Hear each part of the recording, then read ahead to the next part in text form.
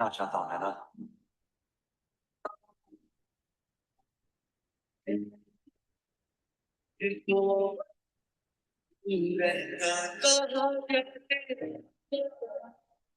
हम तो यहाँ पे सफर है, छूटे अपनी वफा पर।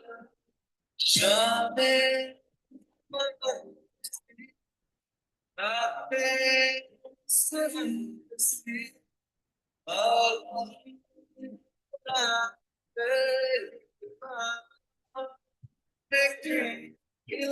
मेरा जिया है,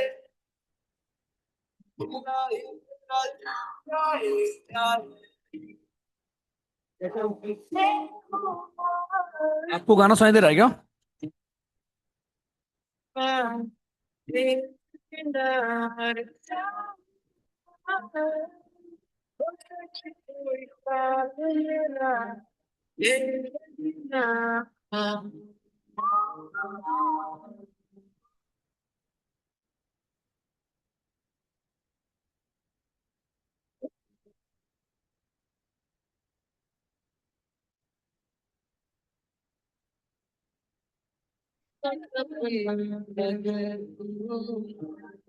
इको बहती है।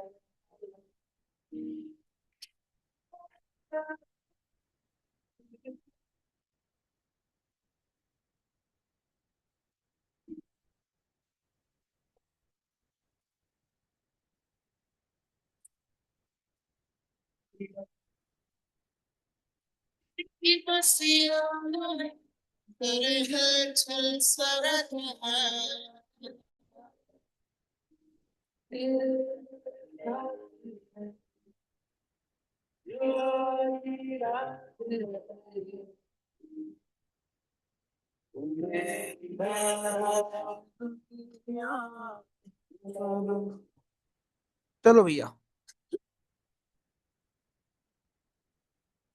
Good evening, good evening, good evening, good evening, good evening.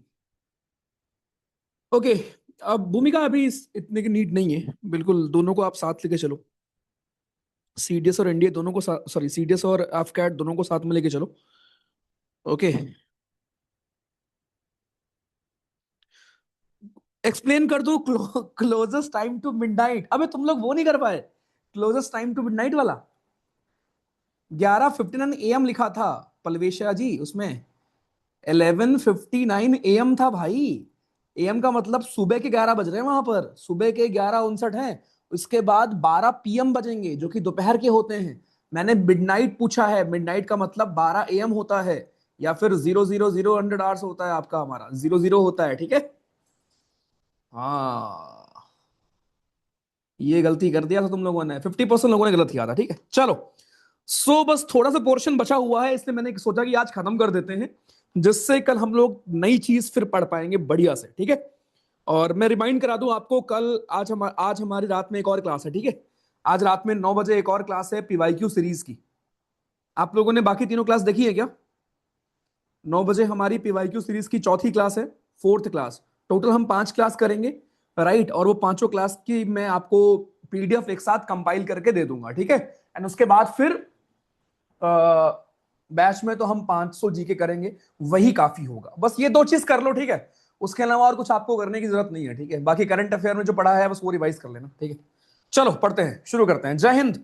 सब कुछ बढ़िया होगा होपफुली। तो कल हमने पॉलिटी में यहां तक पोर्शन कवर किया था, राइट। आपके प्रेम्बल वगैरह सब कुछ पता है ना आपको, केस वगैरह, LIC case, Keshav Bharati case, fundamental right. जरा मुझे बताओ, हमारे जो फंडामेंटल ड्यूटीज ऐड किए गए थे, कौन सी कमिटी की रिकमेंडेशन पर ऐड किए गए थे दोस्तों? कौन सी कमेटी की रिकमेंडेशन पर फंडामेंटल ड्यूटीज हमारे ऐड किए गए थे? क्या आप बताएंगे दोस्तों? स्वर्ण सिंह कमेटी, वेरी गुड, ठीक है। स्वर्ण सिंह कमेटी। हाँ वनिता, इसीलिए पूछा था यार वैसे ही। तो स्वर्ण सिंह कमेटी है, एंड हमने 42nd अमेंडमेंट से ऐड किया था। 42nd अमेंडमेंट से पहले हमने अपनी 10 ड्यूटीज को ऐड की थी, और उसके बाद 11th ड्यूटी आपने ऐड किया था 86th अमेंडमेंट से। तो ये चीज ध्यान रखना। चलो परफेक्ट। तो कुछ चीजें हमारी बची हुई हैं अबाउट पॉलिटी, जो मैं आपको आज पढ़ाने वाला हूं, ठीक है। बहुत ध्यान से देखना, बस एक मिनट रुकना मुझे।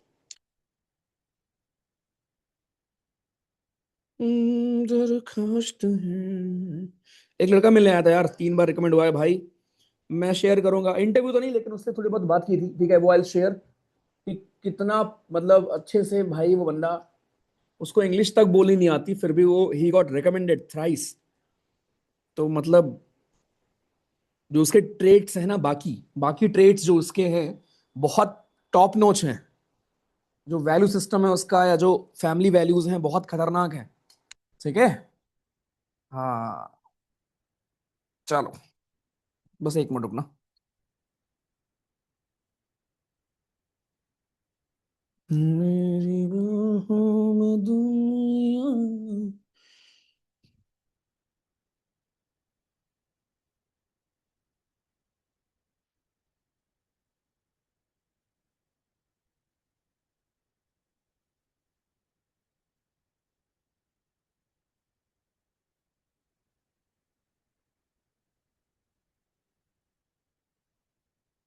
चलो, पहली चीज दोस्तों, हम लोग ने कल पढ़ा था अबाउट प्रेसिडेंट साहब, कि हमारे प्रेसिडेंट साहब कौन है, उनके लिए आर्टिकल कौन कौन से हैं, आर्टिकल 61 वगैरह, राइट। अब मैं 1 2 चीजें आपको और पढ़ाऊंगा, बहुत ध्यान से देखना दोस्तों। हमारे देश में अगर आपको रूल बनाना है, ओके, अगर आपको कोई भी रूल बनाना है, तो रूल कौन बनाता है? हमारे देश में कोई भी अगर आपको रूल बनाना होता है, तो उसका प्रोसेस क्या होता है कि पहले आपको पार्लियामेंट से पास करना होता है। ठीक है, आपने पार्लियामेंट से पास कर दिया। पार्लियामेंट से पास होने के बाद फिर क्या होगा? पार्लियामेंट से पास होने के बाद दोस्तों, फिर हमारे दादाजी उस पर अपना एसेंट देते हैं। ओके, प्रेसिडेंट साहब को हाँ या ना बोलना पड़ता है उसके बाद। ठीक है, तो पार्लियामेंट का मतलब हो गया, पार्लियामेंट के हमारे 3 हिस्से होते हैं, ये ध्यान रखना। पार्लियामेंट के हमारे दोस्तों 3 पार्ट होते हैं। एक हमारा होता है लोअर हाउस, जिसको आप लोकसभा कहते हो। Then we have Rajya Sabha, and then तीसरा प्रेसिडेंट साहब ही हमारे होते हैं पार्लियामेंट के पार्ट। ठीक है, तो ये तीनों हाउस से दोनों हाउस से पास होगा, और प्रेसिडेंट साहब अपना एसेंट देंगे, तब जाकर कोई भी बिल एक्ट बनता है। परफेक्ट, ध्यान रखना। ठीक है, चलो, ओके। तो हमने कल देखा था about president and vice president, उनके आर्टिकल आपने देखे थे, एंड साथ में आपने ये पढ़ा था कि जो वाइस प्रेसिडेंट होते हैं वो बाय डिफॉल्ट चेयरमैन होते हैं हमारे राज्यसभा के।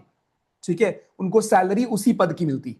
उसके बाद दोस्तों नेक्स्ट हुआ हमारा रियल जो हेड है हमारे देश में। अगर कोई रियल एग्जीक्यूटिव है, रियल एग्जीक्यूटिव, तो वो है दोस्तों हमारे पीएम साहब। ओके, या रियल हेड अगर कोई है, रियल हेड हमारे देश में कोई है, तो वो पीएम है। जो हमारे प्रेसिडेंट साहब हैं वो नाम के हेड होते हैं, उनको आप नॉमिनल हेड के नाम से जानते हो। अच्छा, एक और चीज, एक मैं आपसे सवाल पूछता हूं जो एग्जाम में पूछ सकता है आपसे। मुझे बताओ इनमें से which is not part of legislature. Legislature का पार्ट कौन नहीं है? पहला ऑप्शन प्रेसिडेंट,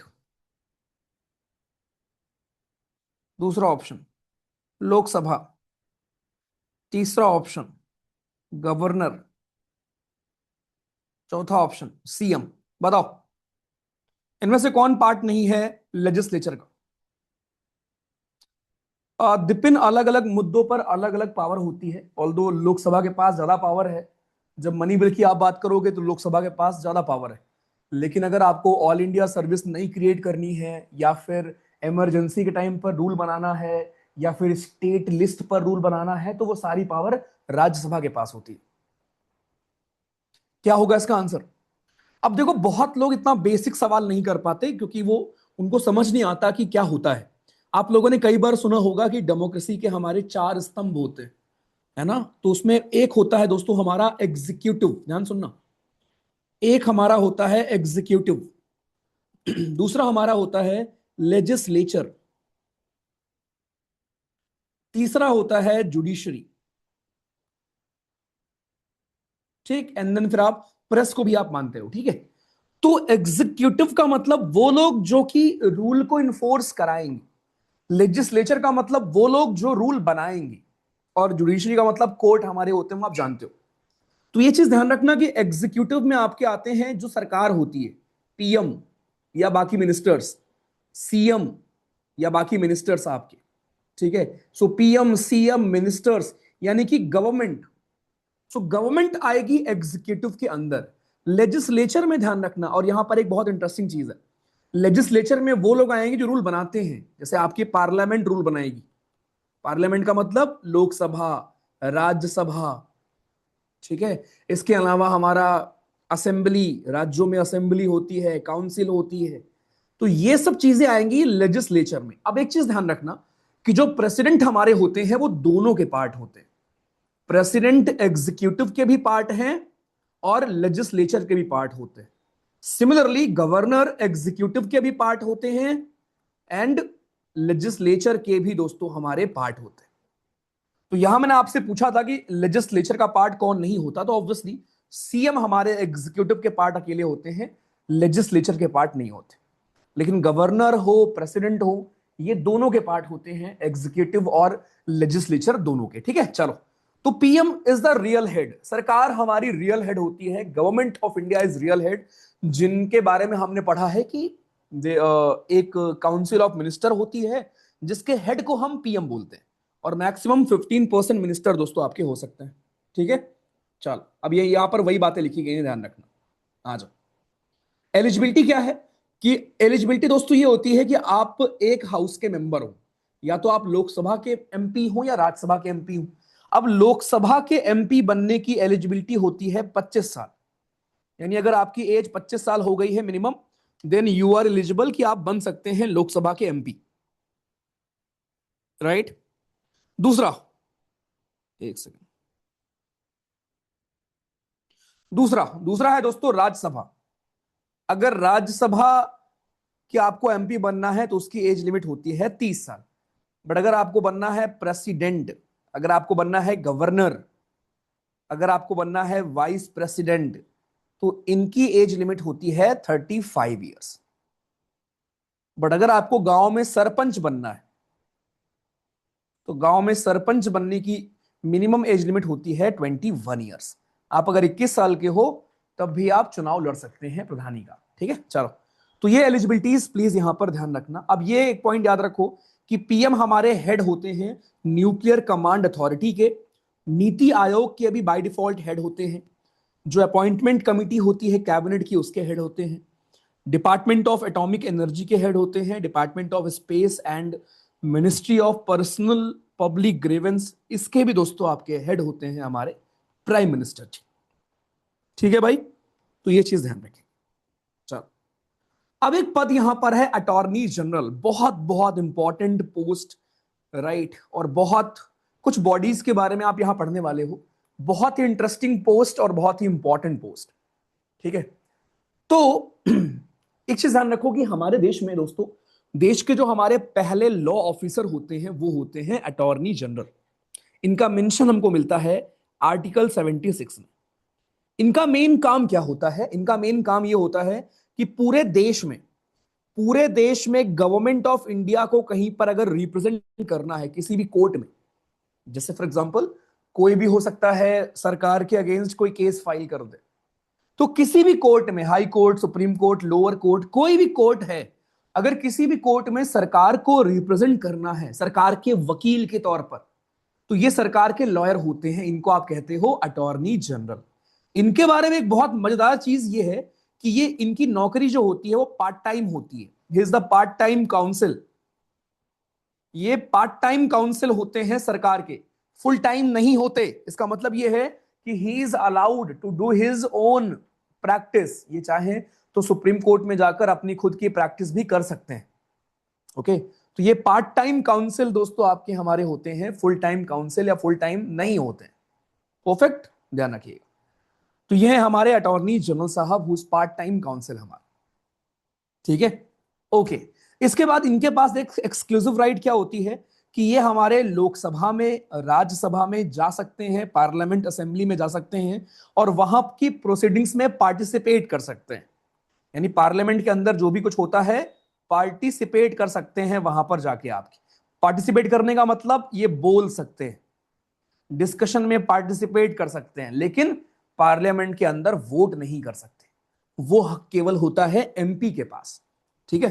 तो इनके पास एक स्पेशल राइट ये होती है अटॉर्नी जनरल के पास कि ये देश के पहले लॉ ऑफिसर होते हैं जो कि किसी भी कोर्ट में जाकर बैठ सकते हैं, किसी भी कोर्ट में जाकर सरकार का पक्ष रख सकते हैं। इसके अलावा हमारे हाई उसमें लोकसभा राज्यसभा में भी जा सकते हैं और वहां जाकर हाउस की प्रोसीडिंग्स को देख सकते हैं, बस हाउस के अंदर वोट नहीं कर सकते। ये था अटॉर्नी जनरल। अब इन्हीं के हेल्प के लिए होते हैं हमारे एक solicitor general, solicitor general of India.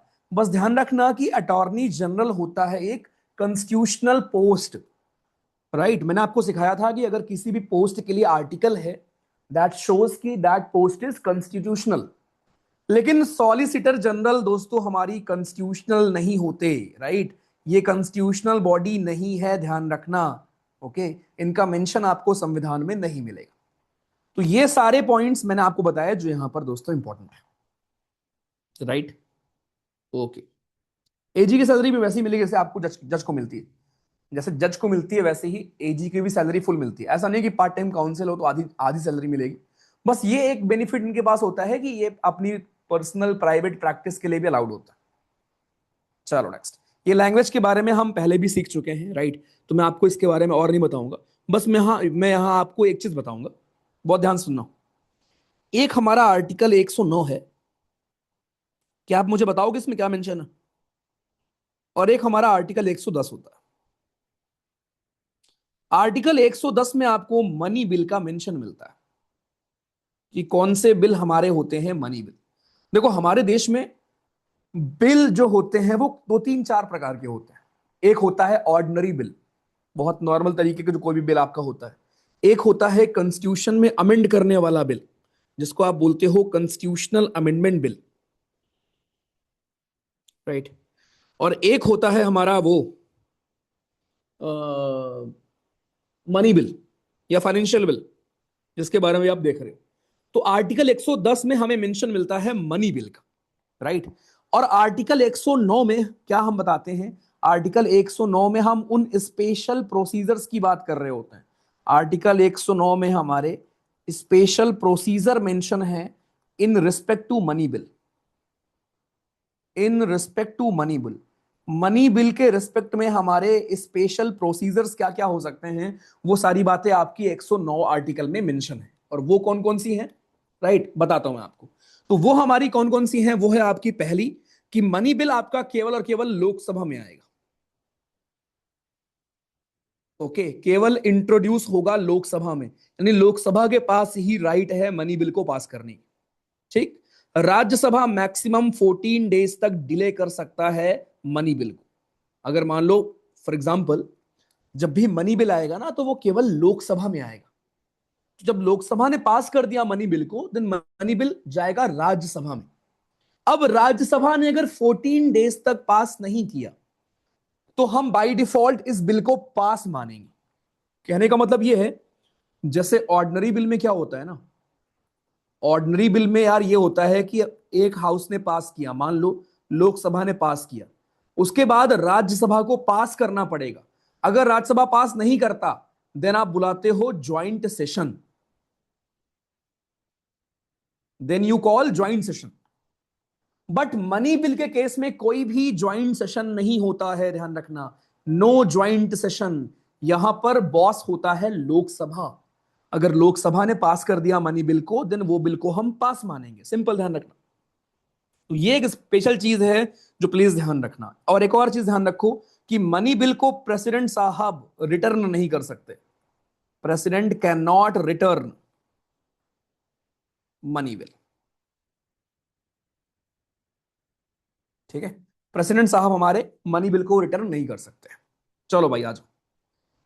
अब उसके बाद नेक्स्ट आपके union list, state list, concurrent list, ठीक है। ये आपको तीन लिस्ट मैंने पढ़ाई थी। कौन से शेड्यूल में था याद है, भूल गए? कौन से शेड्यूल में आपकी तीनों लिस्ट है ये?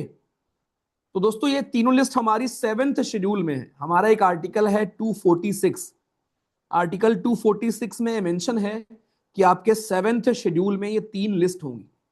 अब आपसे एग्जाम में ये पूछता है कि जरा बताओ इन तीनों लिस्ट में कितने कितने मैटर हैं। यहां तो मैंने कुछ मैटर बताए हैं दोस्तों। मनी बिल ऐसे बिल होते हैं जो टैक्सेशन से आपके होते हैं रिलेटेड, बिट्टू जी, ठीक है। तो भाई मेरे भाई आपके हमारे तीन प्रकार के यहां पर लिस्ट हैं आपकी, union, state and concurrent. Exam के लिए इंपॉर्टेंट ये है कि किस लिस्ट में कितने मसले हैं। तो ध्यान रखना, यूनियन लिस्ट में पहले होते थे 97 मुद्दे, लेकिन प्रेजेंट में 100 मैटर आपको मिलेंगे। सो यूनियन लिस्ट में होंगे 100 मैटर्स, स्टेट लिस्ट में होंगे 61 मैटर्स आज के दिन, पहले 66 हुआ करते थे। एंड कंकरेंट लिस्ट में दोस्तों 52 मैटर्स, 52 मैटर्स, ठीक है। तो 100 मैटर्स, 61 मैटर्स एंड 52 मैटर्स, इतने इतने मैटर हैं हमारे union list, state list and concurrent list में, तीनों लिस्ट में आपके, ठीक है। तो यूनियन लिस्ट में जो मैटर है उसके ऊपर रूल कौन बना सकता है? उसके ऊपर रूल बना सकता है केवल केंद्र की सरकार, सेंट्रल गवर्नमेंट। स्टेट लिस्ट के मुद्दों पर रूल बना सकता है केवल राज्य की सरकार, और कंकरेंट लिस्ट पर बना सकता है केवल, दोनों बना सकते हैं बेसिकली, वहां पर दोनों के पास राइट होता है, ठीक है। अब कभी कभी एक आपके दिमाग में सवाल आएगा कि भैया कुछ ऐसे मुद्दे होंगे जो तीनों में मेंशन नहीं होंगे, उस पर रूल बनाने का हक किसके पास होता है? उसको आप बोलते हो रेसिडुअल मैटर्स। तो रेसिडुअल मैटर्स का मतलब ऐसे मैटर्स जो तीनों में मेंशन नहीं होते, उसके ऊपर रूल बनाने का हक भी सेंट्रल गवर्नमेंट के पास होता है। यानी जिसके पास जिस मुद्दे पर किसी के पास राइट नहीं है रूल बनाने का, वो होता है सेंट्रल गवर्नमेंट के पास। चलो, अब ये डिफरेंस क्या है यहां पर देख लो, जो मैं आपको समझाया वही है। ओके, आपके लोकसभा में चुनाव होता है first past the post system से। इसका मतलब ये होता है कि जैसे मान लो 20 लोग चुनाव लड़े और आपको यहां पर बस फर्स्ट आना होता है। फर्स्ट आने का मतलब जिसको सबसे ज्यादा वोट मिलेगा वो जीत जाएगा, भले आपको दूसरे वाले बंदे से एक वोट ज्यादा मिला हो, स्टिल आप जीत जाओगे, ठीक। लेकिन राज्यसभा में होता है आपका प्रोपोर्शनल रिप्रेजेंटेशन से, जहां हर राज्य की पॉपुलेशन के बेसिस पर सीटों का बंटवारा होता है, जो मैंने आपको पढ़ाया भी है, याद है ना। मैक्सिमम सीट किस राज्य में है बताओगे मुझे? मैक्सिमम सीट्स दोस्तों किस राज्य में है? यूपी में है। कितनी? सो राज्यसभा में मैक्सिमम सीट यूपी में है 31। अब पहला तो आपको पता है, अब मुझे बताओ सेकंड नंबर पर कौन है, सेकंड थर्ड नंबर पर कौन है? और अगर फोर्थ फिफ्थ बता दिया तो मजा ही आ जाएगा फिर तो। ध्यान रखो, सेकंड नंबर पर महाराष्ट्र है, 19 सीट्स। थर्ड नंबर पर तमिलनाडु है, 18 seats. And then West Bengal and Bihar है, दोनों के पास 16 16 सीट्स, ठीक है। 16 16 सीट्स दोनों के पास। कि टॉप थ्री याद रखना कि राज्यसभा में सबसे ज्यादा सीट यूपी के पास है, फिर महाराष्ट्र के पास है, फिर तमिलनाडु के पास, ठीक है भाई। चलो, अब लोकसभा हमारी होती है आपकी टेम्परेरी बॉडी, हर 5 साल में दोबारा चुनाव होता है। लेकिन राज्यसभा परमानेंट बॉडी होती है, जहां पर एक साथ चुनाव नहीं होता, वहां पर 1/3 लोग हर दूसरे साल में होते हैं रिटायर, 1/3 लोग हर सेकेंड ईयर में होते हैं रिटायर, ठीक। यहां पर स्पीकर हेड होते हैं, यहां पर वाइस प्रेसिडेंट साहब होते हैं। मैक्सिमम स्ट्रेंथ 550 है, यहां 250 है, जिसमें से 12 लोग नॉमिनेटेड हैं आपके। बस जो बातें आपने पढ़ी थी प्रेसिडेंट को लेकर, हर एक चीज अप्लाई होती है गवर्नर के ऊपर। बस एक डिफरेंस है कि जहां आपने वहां सेंट्रल गवर्नमेंट से पढ़ा था रिलेशन, यहां पर आप उसको कन्वर्ट कर लो, स्टेट गवर्नमेंट कर लो, बस सब कुछ वही कहानी है, सब कुछ वही। अब ये थोड़ा सा इंपॉर्टेंट है, ये बहुत ध्यान सुनना, ये लास्ट टॉपिक है जिसके ऊपर सवाल खूब बनता है दोस्तों। जैसे आपके ग्रुप में एडमिन होते हैं, जैसे व्हाट्सएप ग्रुप में होते हैं एडमिन, ऐसे ही लोकसभा को चलाने के लिए होते हैं स्पीकर। ध्यान सुनना, लोकसभा को चलाने के लिए होते हैं स्पीकर, ठीक है। तो सबसे पहले एक होते हैं हमारे प्रोटेम स्पीकर। ये कौन होते हैं? प्रोटेम या प्रोटर्म स्पीकर। सो प्रोटेम स्पीकर आपके वो होते हैं दोस्तों हमारे, जब नई नई लोकसभा बनती है, यानी इलेक्शन के बाद जब पहली मीटिंग होती है। अब देखो उस टाइम पर तो यार हमें पता नहीं है ना कि कौन स्पीकर है हमारा। उस टाइम पर तो आप इलेक्शन कराओगे कि यार किसको हम लोग बनाएं स्पीकर। तो पहली मीटिंग में, फर्स्ट मीटिंग में जो बंदा सीनियर मोस्ट होता है, आप उसको बिठा देते हो स्पीकर की कुर्सी पर। तो ये टेम्परेरी स्पीकर होते हैं, जिनको आप प्रोटेम स्पीकर बोलते हो। इनका काम है मेंबर्स को ओथ दिलाना। उसके बाद स्पीकर के इलेक्शन की डेट डिसाइड होती है। अब ये बताओ, स्पीकर के इलेक्शन की डेट कौन डिसाइड करता है? इसको डिसाइड करते हैं प्रेसिडेंट साहब। ये आपका एक पीवाईक्यू है कि who decides the date of election of speaker. So Lok Sabha के स्पीकर के चुनाव की डेट डिसाइड करते हैं प्रेसिडेंट, एंड देन उस दिन वोटिंग करते हैं, एंड ऑब्वियस सी बात है कि जिस पार्टी के पास मेजोरिटी होगी उस पार्टी की पसंद का बनता है स्पीकर, यानी कि रूलिंग पार्टी का। ठीक। तो स्पीकर कुर्सी पर बैठकर वही सारे काम कर रहे होते हैं जो ग्रुप में एडमिन कर रहे होते हैं, है ना। डिसिप्लिन मेंटेन रखना, कराना, नॉर्मल फंक्शनिंग अच्छे से कराना, ओके, ये सारे काम होते हैं। अब स्पीकर के पास एक इंटरेस्टिंग राइट होता है। जैसे मान लो, इमेजिन करो मैं आपका स्पीकर हूं। अब मैंने आपसे पूछा कि भाई तुम लोग बहुत मेहनत करते हो, रोज पढ़ रहे हो लगातार, तो आज मैं आपके लिए क्या ऑर्डर करूं? बर्गर ऑर्डर करूं, ऑप्शन नंबर 1, या फिर ऑप्शन नंबर 2, पिज्जा ऑर्डर करूं? चलो पोल में जवाब दो, क्या खाओगे? पोल में जवाब दो।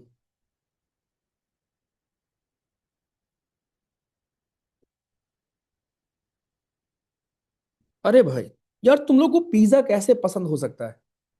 पिज्जा और बर्गर में how can you choose pizza यार?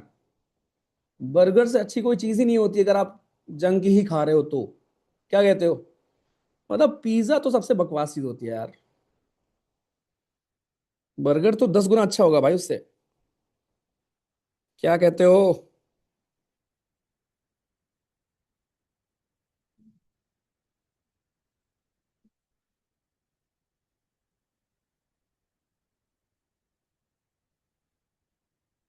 ठीक है भाई। ज्यादा आता है उसमें, अच्छा। पेट भरने से मतलब है ना, कुछ भी आ जाए, बस अपना पेट भरा रहना चाहिए भैया।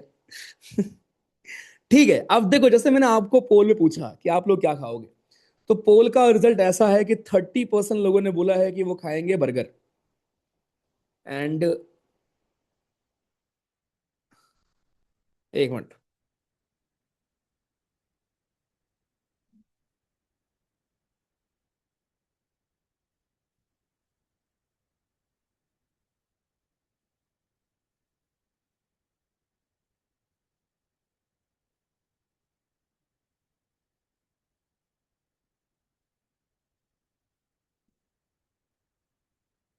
जस्ट एक मिनट देना मुझे।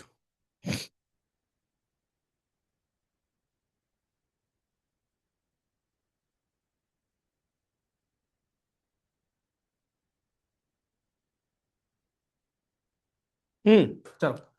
तो जैसे मैंने आपसे पोल में पूछा, तो यार पोल में आप देखो, पोल में तो क्लियर हो गया था, इतना खर्चा हो ही गया है, तो प्लम केक भी। ये प्लम केक क्या होता है भाई? तुम लोग अमीर लोग हो गए मेरी क्लास में, प्लम केक क्या होता है यार? मतलब मेरा तो एक डर ये रहा है 2026 को लेकर कि अगर 2026 में दुनिया खत्म हो जाएगी, तो मैंने तो आज तक एवोकाडो वाला ब्रेकफास्ट कभी नहीं किया यार। क्या होगा मेरा? अगर दुनिया खत्म हो रही है 26 में तो भाई, मैंने वो ब्रेकफास्ट में दिखाते हैं ना, एवोकाडो खा रहे हैं या वो ऑरेंज जूस पी रहे हैं, भाई मैं मतलब थोड़ा बहुत मैंने भी कर लिया है ना, घर की हालात ठीक कर लिए हैं, बट भाई मैंने कभी नहीं खाया यार। हाँ, तो ये एक रिग्रेट था मुझे यार, ऐसा ना हो कि अमरूद खाया, अमरूद तो खाया। ठीक है, देखो, तो जैसे मैंने आपसे पूछा कि बर्गर खाओगे पिज्जा खाओगे, मान लो 50% लोगों ने बोला कि हम बर्गर खाएंगे, 50 लोगों ने, एंड 50 लोगों ने ही बोल दिया कि हम पिज्जा खाएंगे। फॉर एग्जाम्पल मान लो, ठीक है, 500 लोगों ने बोला बर्गर खाएंगे, 500 लोगों ने बोला पिज्जा खाएंगे। अब भैया टाई हो गया। तो जब टाई की सिचुएशन आती है तो स्पीकर के पास एक राइट होता है जिसको आप बोलते हो कास्टिंग वोट। अब ये चीज ध्यान रखना कि कास्टिंग वोट जो होता है वो स्पीकर का राइट होता है, और वो तभी यूज करेंगे जब टाई होगा। यानी कि फर्स्ट इंस्टेंस में वोटिंग नहीं करते स्पीकर। फर्स्ट इंस्टेंस का मतलब क्या हुआ? जब मैंने आपसे पूछा कि बर्गर खाओगे पिज्जा खाओगे, उस टाइम पर खाली जनता वोट करेगी, एमपी वोट करेंगे। लेकिन जब टाई हो जाएगा देन फिर स्पीकर से पूछा जाएगा कि स्पीकर साहब, स्पीकर साहब, क्या लगता है आपको? तो मान लो स्पीकर ने चूज कर लिया कि नहीं बर्गर खाएंगे, तो आप सब लोग बर्गर खाएंगे। तो ये कास्टिंग वोट की पावर होती है स्पीकर के पास। और ये चीज ध्यान रखना कि वो पहले इंस्टेंस में वो इसको यूज नहीं कर पाएंगे, वो सेकंड इंस्टेंस में इसको यूज करेंगे, ठीक है, जब टाई का माहौल बन जाएगा। तो ये चीज ध्यान रखना। ऐसे ही हमारे एक होते हैं डिप्टी स्पीकर। अब डिप्टी स्पीकर के इलेक्शन की डेट कौन डिसाइड करता है? इलेक्शन की date decided by speaker. Speaker साहब हमारे डिसाइड करता है, बस। ठीक। अब जिस दिन स्पीकर एब्सेंट रहेंगे उस दिन उनकी कुर्सी में कौन बैठेगा? डिप्टी स्पीकर बैठेंगे। राइट। एक और चीज ध्यान रखना कि जब भी ऑर्डिनरी बिल के बाद ज्वाइंट सेशन होता है तो ज्वाइंट सेशन को प्रिसाइड कौन करेगा? ज्वाइंट सेशन को प्रिसाइड दोस्तों हमारे स्पीकर साहब करेंगे। अगर स्पीकर एब्सेंट है तो डेप्यूटी स्पीकर करेंगे। अगर ये भी एब्सेंट है तो डेप्यूटी चेयरमैन करेंगे राज्यसभा की। यानी एक चीज ध्यान रखना कि जो चेयरमैन ऑफ राज्यसभा हैं, चेयरमैन ऑफ राज्यसभा, ये कभी भी दोस्तों, यानी कि हमारे वाइस प्रेसिडेंट साहब कभी भी ज्वाइंट सेशन को प्रिसाइड नहीं करेंगे। ये बात याद रखेंगे आप लोग, ठीक है? बढ़िया। सर वो भी एब्सेंट है तो पता लगाओ सब लोग गए कहां है पहले तो। अगर सब लोग एब्सेंट ही हैं तो फिर कौन बैठेगा कुर्सी पे भाई? चलो, तो ये सारी बातें वही लिखी गई हैं जो मैंने अभी आपको समझाया है, पढ़ लीजिएगा इनकी पावर वगैरह, ठीक है? ये आपके हो गए प्रोटेम स्पीकर। ठीक। अच्छा, अब यहां पर मैं चाहता हूं एक चीज आपको और लिखना। अभी जो हमारी लोकसभा है, अच्छा आपको पता है अभी लोकसभा हमारी कौन सी चल रही है भाइयों? अभी हमारी कौन सी वाली लोकसभा चल रही है, ये आपको पता है? अरे विंटर सेशन नहीं पूछ रहा हूं, कौन सी लोकसभा नंबर। तो ये कुछ हमारे लास्ट एक दो लोकसभा के नंबर याद कर लो। 15th Lok Sabha, 16th Lok Sabha, 17th Lok Sabha and 18th Lok Sabha. अभी करंट में चल रही है हमारी 18th लोकसभा। तो 18th लोकसभा के स्पीकर कौन है? ओम बिरला साहब। 17th के भी ओम बिरला जी थे। 16th के कौन था? सुमित्रा महाजन जी। 15th के कौन था? मीरा कुमार जी, कांग्रेस के टाइम की। इस नंबर का मतलब, अरे 70, आपको पता है कि एक लोकसभा का टर्म होता है 5 साल का, ठीक है? तो 5 साल जितनी बार चुनाव हुआ है आजादी के बाद वो ये नंबर है। तो 18 बार हो चुका है, 18 बार आपके जनरल चुनाव हो चुके हैं।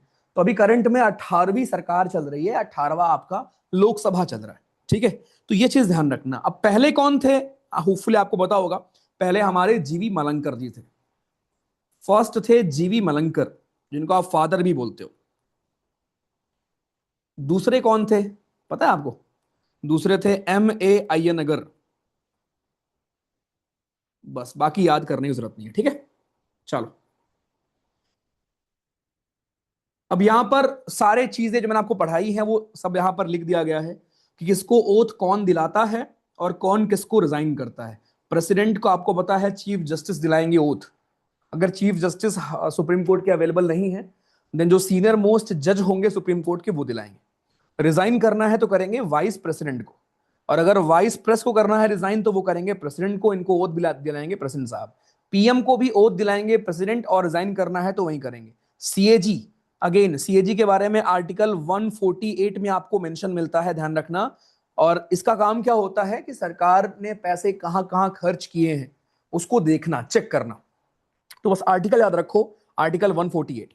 ठीक। देन यूपीएससी कि अगर चेयरमैन को रिजाइन करना है तो करेंगे प्रेसिडेंट साहब को, ठीक है? इलेक्शन कमिश्नर को रिजाइन करना है तो करेंगे प्रेसिडेंट साहब को। एक और चीज ध्यान रखना, पहले वोट करने की उम्र 21 साल हुआ करती थी, उसको हमने घटाकर 18 साल किया था। क्या आप बता सकते हो कौन से अमेंडमेंट से किया था हमने ये काम? कौन से अमेंडमेंट से किया था? तो ये हमने काम किया था 61st कॉन्स्टिट्यूशनल अमेंडमेंट एक्ट, ठीक है? ओके। तो ये बाकी बातें याद रखेंगे। यहां पर वही लिखा है कौन किसको रिजाइन करेगा, कौन किसको शपथ दिलाता है, ठीक? अब सुप्रीम कोर्ट और हाई कोर्ट में डिफरेंस बताया गया आपको।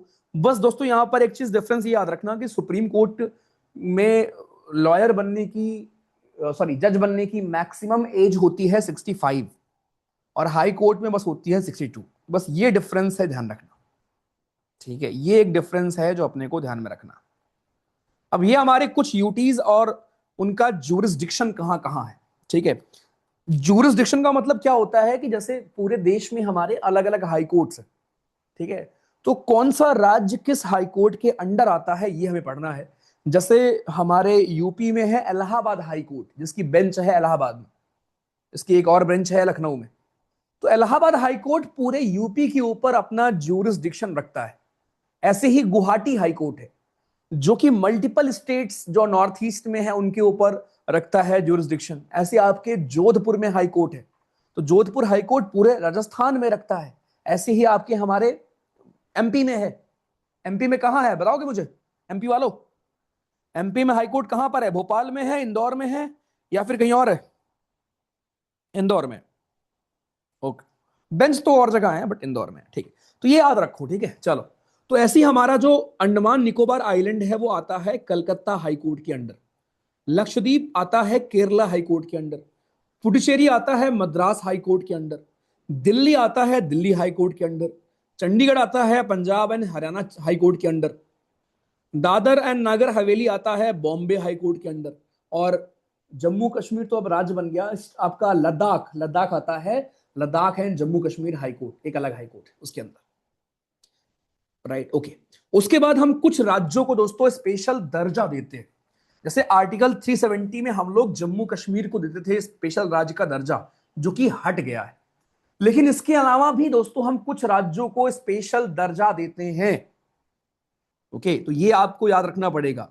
आर्टिकल 371 में हम महाराष्ट्र और गुजरात को देते हैं स्पेशल राज्य का दर्जा, राइट। इसके बाद आपका आर्टिकल 371 ए। अब इसको याद कैसे करोगे? ऐसे याद कर लो कि आर्टिकल 371 ए में ए वाला नाम नहीं होगा, दूसरा नाम होगा, ए वाला नाम नीचे होगा। तो 371 ए में हम नागालैंड को देते हैं स्पेशल दर्जा। 371 बी में हम देते हैं असम को। सी में हम देते हैं मणिपुर को। डी में हम स्पेशल देते हैं आंध्रा और तेलंगाना को। ई में हम यूनिवर्सिटी बनाते हैं आंध्र प्रदेश में। एफ में हम, एफ फॉर सिक्किम, फिक्किम फिक्किम करके सिक्किम याद कर लो।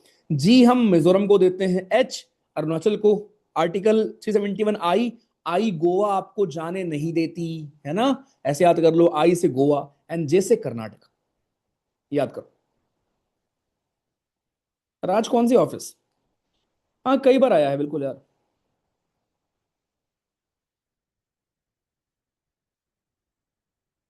स्पेशल का मतलब यार वो नहीं, जैसे जम्मू कश्मीर वाला था ना आपका स्पेशल, वो नहीं, राइट। हाँ ठीक है, जबलपुर में है बेंच, कई जगह है, ठीक है, राइट राइट राइट, ठीक है। नहीं, यूपी को क्यों देंगे भाई, डेवलपमेंट के लिए। कुछ जगहों पर यह है कि वहां पर जो मिनिमम नंबर ऑफ सीट्स हैं असेंबली में वो कम रखी गई हैं, तो अलग अलग जगह पे है, ठीक है। हम्म, इनको लिख डालो जल्दी से। बेंच का मतलब होता है जैसे ब्रांच बोल लो। सीधे से नहीं कि मेन ब्रांच लखनऊ में है, अब मैं एक ब्रांच देहरादून में खोल लूं, इसको बोलेंगे बेंच हमारी। मैक्सिमम नॉर्थ ईस्ट को ऑब्वियसली, बिकॉज हमें बढ़ावा देना ना यार, छोटे राज्यों को ऑब्वियसली हम देंगे पहले, तो इसको प्लीज नोट कर डाल। नहीं, लक्षद्वीप को नहीं। खोल दूं? अरे मैं एग्जांपल दे रहा हूं भाई, खोलना नहीं है यार। जब तक मैं खोलूंगा तब तक तुम अफसर बन चुके होगे यार, एंड आई होप आप अफसर बन चुके हो, ठीक है। दैट इज मोर इंपॉर्टेंट यार। मैं खोलूं ना खोलूं, तुम अफसर बनो। हम्म, तुम हो। चलो जी आ जाओ। कासगंज में खोल दूं? बहुत बालक मिलेंगे आपको कासगंज। अच्छा, अरे भाई। चलो आ जाओ, ठीक है। अब ये अमेंडमेंट्स दोस्तों जो मैंने आपको कल ही पढ़ा दिए थे, सारे अमेंडमेंट्स आपके रिवीजन के लिए लगे हुए हैं। आपको सच बताऊं, जितना आपको मैंने पॉलिटी पढ़ा दिया, इसके बाहर तुम्हारा एक अक्षर नहीं आएगा, ठीक है। और इतना ही आपने ज्यादा पढ़ लिया है। अब आपका काम बस ये है कि ये बैठ के रिवाइज करोगे, ठीक है। ये अटॉर्नी जनरल पढ़ लिया आपने, फिर आपका सीएजी होता है आर्टिकल 148, ध्यान रखना इनका टर्म होता है 6 साल का या 65 साल, जो भी पहले आ जाए, ठीक है। उसके बाद election commission, very very important, जिसमें ध्यान रखना पहले वोटिंग की उम्र 21 थी, अब 18 हो गई है, ठीक है। पहले ये सिंगल मेंबर बॉडी थी, फिर इसमें 3 लोग हो गए हैं। अब इसमें 3 मेंबर की बॉडी होती है, जिसमें एक होते हैं chief election commissioner. Chief election commissioner, एक चीज ध्यान रखना, अगर आपको चीफ इलेक्शन कमिश्नर को रिमूव करना है तो जैसे आप सुप्रीम कोर्ट के जज को रिमूव करते हो, और वो होता है स्पेशल मेजोरिटी से पार्लियामेंट में, ठीक है, वैसे ही आप चीफ को रिमूव कर सकते हो। कहने का मतलब इनको डायरेक्टली आप रिमूव नहीं कर पाओगे, ठीक है, आपको पार्लियामेंट से पास करना होता है। लेकिन जो हमारे अदर इलेक्शन कमिश्नर्स होते हैं, दो जो और होते हैं, अगर आपको उनको रिमूव करना है तो उसके लिए आपको चीफ इलेक्शन कमिश्नर की रिकमेंडेशन लगती है। अगर चीफ इलेक्शन कमिश्नर बोलेगा कि हाँ भैया ये दोनों लोग काम नहीं करते हैं, इनको भगा दो यार, तो आपका मतलब दादाजी प्रेसिडेंट साहब भगा देंगे, ठीक। लेकिन अगर चीफ को ही भगाना है तो उसके लिए पार्लियामेंट से आपको बिल पास करना होता है, पार्लियामेंट से आपको पास करना होगा स्पेशल मेजोरिटीज। तो ये चीज ध्यान रखना, ठीक है। आ जाओ, फाइनेंस कमीशन का आर्टिकल बस याद रखो, ये पूछता है आर्टिकल 280 हमारा है फाइनेंस कमीशन। क्या आप मुझे बता सकते हो करंट में हमारा कौन सा वाला फाइनेंस कमीशन चल रहा है? हाँ भाई, करंट में हमारा कौन से नंबर का फाइनेंस कमीशन चल रहा है? और कौन है उसके हेड? 16 चल रहा है, वेरी गुड। तो आपका अभी 16 चल रहा है, या 16 इसके बाद आएगा ना? हाँ, 16 15 चल रहा होगा, 16 आपका इसके बाद आएगा, ठीक है। 16 आपका आएगा 2026 से लेकर 31 पीरियड के लिए। और ध्यान रखना 16 फाइनेंस कमीशन के हेड होंगे डॉक्टर अरविंद पनगरिया। और ये तुम्हारा अगर एफकैट में इस बार ना पूछे तो बताना मुझे आकर, किसी न किसी शिफ्ट में आपसे पूछेगा ये। तो हमारे 16 फाइनेंस कमीशन के हेड होंगे डॉक्टर अरविंद पनगरिया, जो कि 2026 से 31, ठीक है, 2026 से 31 वाले पीरियड में आपके होंगे। फिर दोस्तों हमारे कुछ और बॉडीज हैं कॉन्स्टिट्यूशनल बॉडी। शेड्यूल्ड कास्ट का ध्यान रखने के लिए हमारे पास है national commission for scheduled caste, इसका मेंशन आपको मिलेगा आर्टिकल 338 में। Then national commission for scheduled tribe, इनका मेंशन आपको मिलेगा आर्टिकल 338 ए में। Then we have national commission for backward class, इनका मेंशन आपको मिलेगा आर्टिकल 338 बी में। तो तीनों बॉडी ध्यान रखना है। और तीनों बॉडी का काम क्या होगा, नाम से आप समझ गए होंगे कि देश भर में शेड्यूल ट्राइब का ध्यान रखना, उनके अगेंस्ट कोई भी परेशानी ना हो, कोई भी दिक्कतें ना हो। सेम ये क्या करेगा, जो ओबीसी हमारे होते हैं उनका ध्यान रखता है आपका। उसके बाद एक आर्टिकल 350 हमारा होता है दोस्तों, 350 बी, जिसमें हम लिंग्विस्टिक माइनॉरिटीज की बात करते हैं।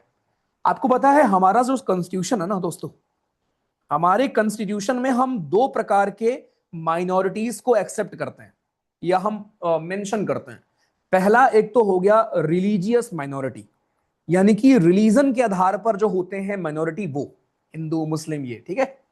दूसरा दोस्तों आपका होता है on the basis of language, language के आधार पर जो माइनॉरिटी होते हैं उनको आप बोलते हो लिंग्विस्टिक माइनॉरिटी। तो एक कॉन्स्टिट्यूशनल बॉडी है हमारी जो कि विशेष ध्यान रखती है, राइट। उनका काम ही है कि किसी राज्य में कोई भी भाषा को बोलने वाले अगर कम लोग हैं तो उनका हम ध्यान रखें। आपने ऐसे बहुत सारे केस सुने होंगे, पढ़े होंगे, राइट, कि हमारा क्या क्या हो रहा है, उधर महाराष्ट्र में क्या हो रहा है ना, केरला में क्या हो रहा है, केरला तो नहीं, वैसे कर्नाटका में क्या हो रहा है आपने सुने होंगे, ठीक है। लुक लो,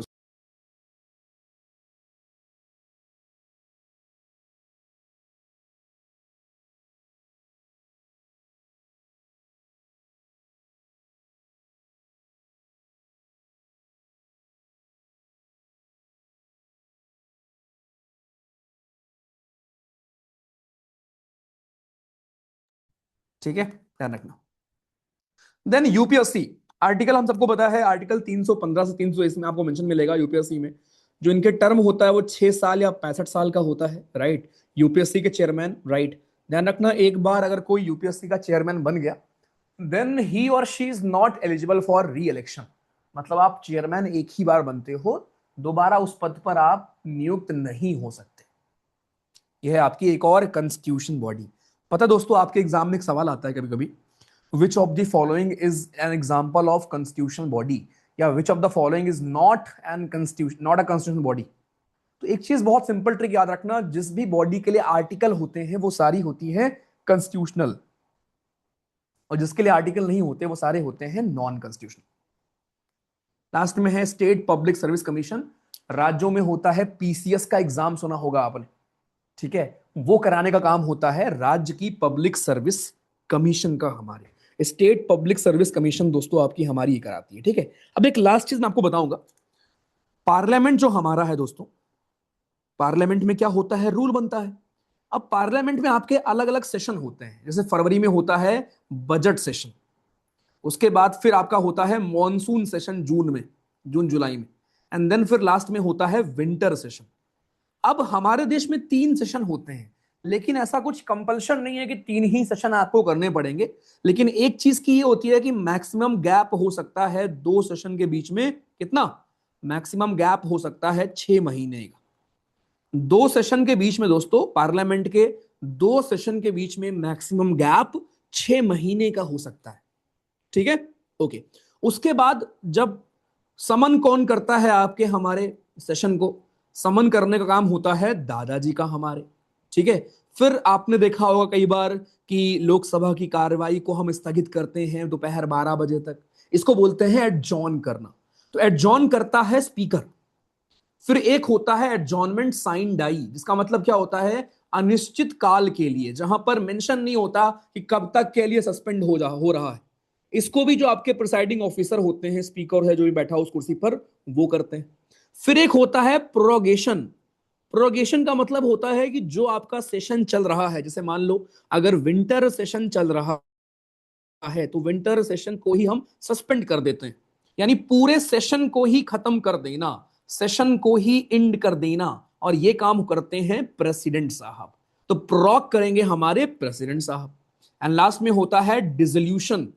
डिसोल्यूशन का मतलब कि सरकार गिर गई, और ये काम भी प्रेसिडेंट करेंगे।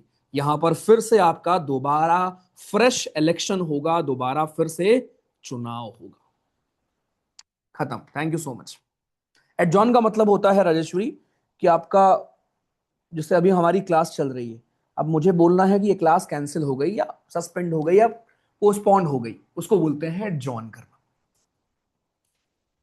0 आर क्या होता है, इसी पार्लियामेंट में क्या होता है ना, इसी पार्लियामेंट में सबसे पहला जो घंटा होता है वो होता है क्वेश्चन आर, जहां पर मिनिस्टर्स जवाब देते हैं क्वेश्चन का।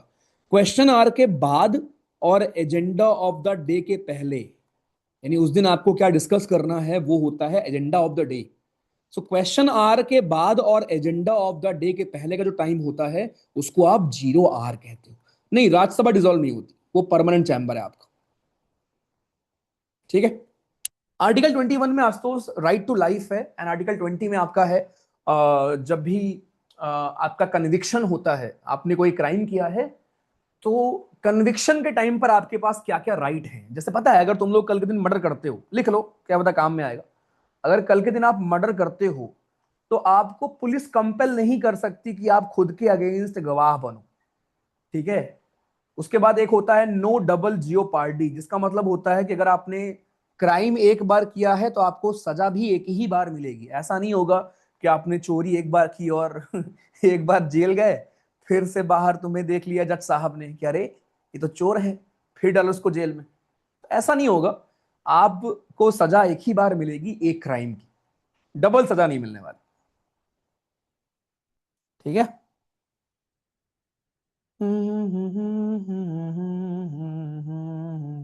हाँ बिल्कुल, उसको बोलते हैं no ex post, no ex post facto law. का मतलब ये है स्वास्थी, कि आज के दिन अगर मर्डर करने की सजा है 7 साल और कल के दिन हो जाए उम्र कैद, तो अगर मुझे सजा आज मिली है तो मुझे 7 साल ही होगी। मतलब कि बैक डेट से कोई भी रूल लागू नहीं हो सकता क्रिमिनल केस में।